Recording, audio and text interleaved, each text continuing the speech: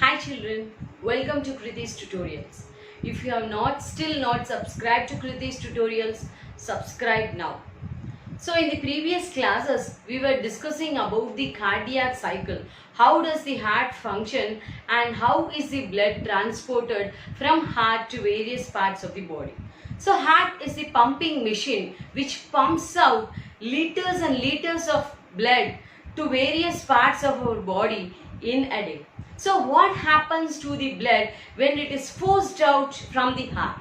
So let us discuss about that in this class. So as we all know, the major blood vessel which opens from the right ventricle is called as aorta.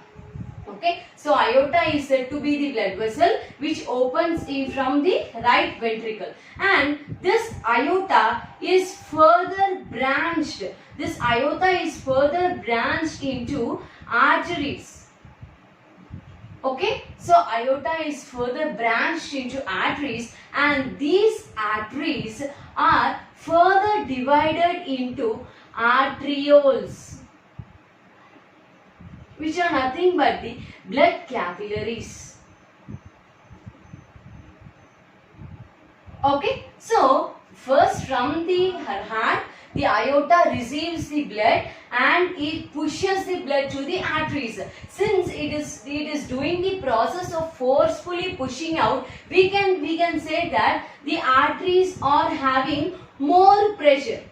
As it has more responsibility, it has more pressure. Right, so because of the more pressure, this aorta, it pushes out all the oxygenated blood which is being pumped from the right ventricle to the arteries. What is this? Arteries again pushes the blood with the same pressure into still microscopic capillaries called as arterioles, which is the blood capillaries. So coming to the blood. So if you are talking about the blood is the combination of both solid and liquid particles. Okay, so then next the blood is the combination of both solid and the liquid. Yes, for the next definition we can see in the topics, right? So these arterioles are the tertiary blood vessels which is being branched from the aorta, right? So this is the arterioles, blood capillaries. So the blood capillaries has to pass out through the tissues, right? So listen carefully. The blood capillaries has to be passed out through the capillaries. Okay, so the heavier substances are diffused directly into the tissues. Okay, so to perform the process of cellular respiration, automatically the RBCs, they escape, they enter through the blood capillaries and they enter into the tissues. So here, if we are talking about these capillaries, okay, so these capillaries consist of numerous amount of pores.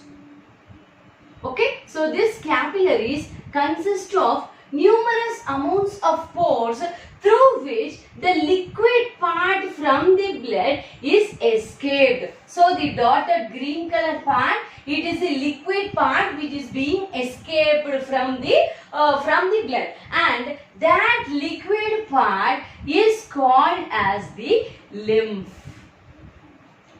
Okay, lymph means water. Okay, so lymph consists of all the nutrients which are essential for the cell. Okay, so the lymph consists of all the nutrients essential for the cell. Now what happens when through these pores, as the liquid part gets escaped, the tissues which are present around, okay, so it is released to the extracellular part. Okay, it is being released in the outermost part of the tissues. Now the tissues receives the amount of nutrients to perform its metabolic activities. In the same way, the unwanted waste materials are also eliminated back to the tissue fluid. So hope you are clear with the concept. So blood capillaries is bringing out blood, the solid particles as well as the liquid particles. Okay, the heavier particles, they pass out through like this, but the liquid part of the blood, it escapes through the pores and it reaches the extracellular spaces. Right. So, the tissues which is present around it, it receives the amount of nutrients from the extracellular space and also it eliminates the waste material back to this extracellular space. So, that fluid which is present in the extracellular part of the tissue is called as the tissue fluid. Okay, so tissue fluid is a combination of both wanted plus unwanted materials. Right. Now what happens after this, after the metabolism has happened? Well, see, generally in a day 20 liters of liquid is being squeezed out through the pores. Okay, on an average 20 liters of liquid is squeezed out through such blood capillaries. In that, around these 20 liters, again we are having one more blood vessel to transport the deoxygenated blood. So, the extra substances are taken by the venules, which is the blood capillaries of veins. Okay, so 17 liters of liquid is absorbed by the venules. Okay, so this 17 liters of blood, it is being reabsorbed by the same blood capillaries. What happens to that remaining 3 liters of liquid? So, to reabsorb these 3 liters of liquid, there is a special system which is running parallel to the veins of the circulatory system, that is called as the lymphatic system. So, lymphatic system, it is the vital link between the blood and the tissues, right? So, lymphatic system is a system which is running parallel to the veins of the circulatory system. So, have you ever gone for a long journey? So, after traveling to a long distance, after certain age, if aged people, you could find some swelling in the legs because of continuous sitting position, right? So, that condition is called as edema. So, edema is nothing but the accumulation of tissue fluid. There is no proper transporting channel as the person, as see how, why such condition is happening? Because the tissue, the lymphatic vessel should be squeezing the extracellular tissues back to vein only during the muscular activities.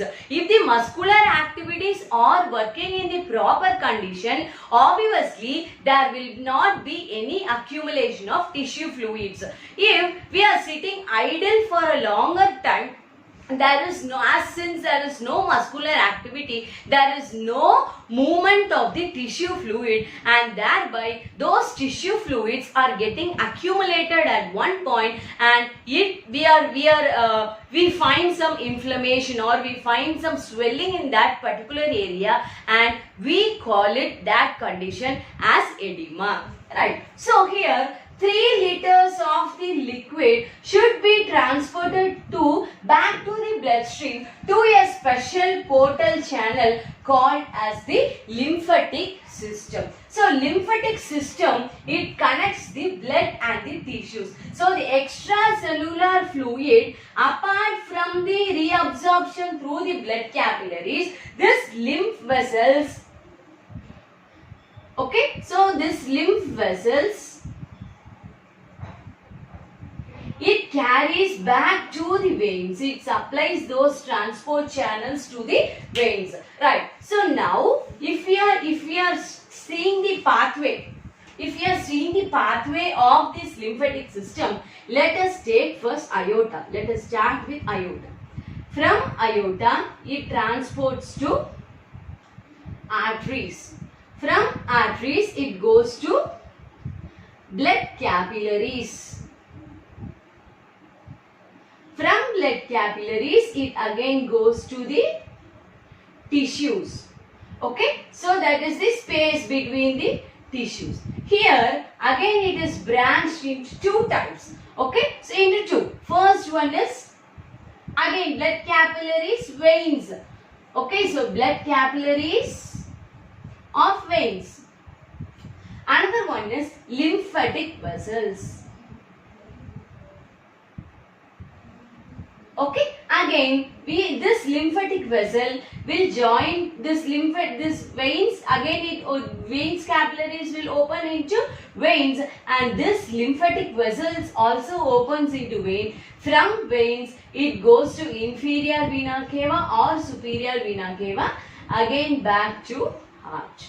So this happens in case of the lymphatic system. So this is the pathway of the lymphatic system. So you are very clear with this concept, I hope.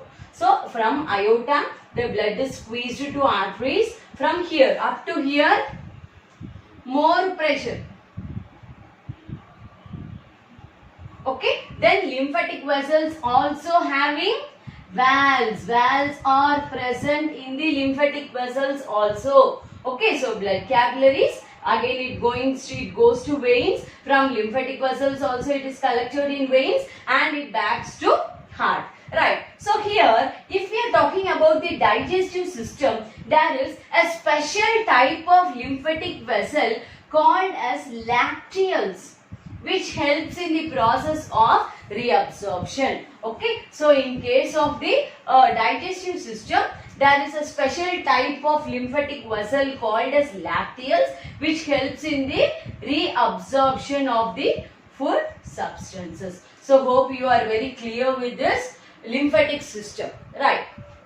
So in the next class, let us discuss about the clotting of blood and history and the evolutionary history of the circulatory system and all. Thank you.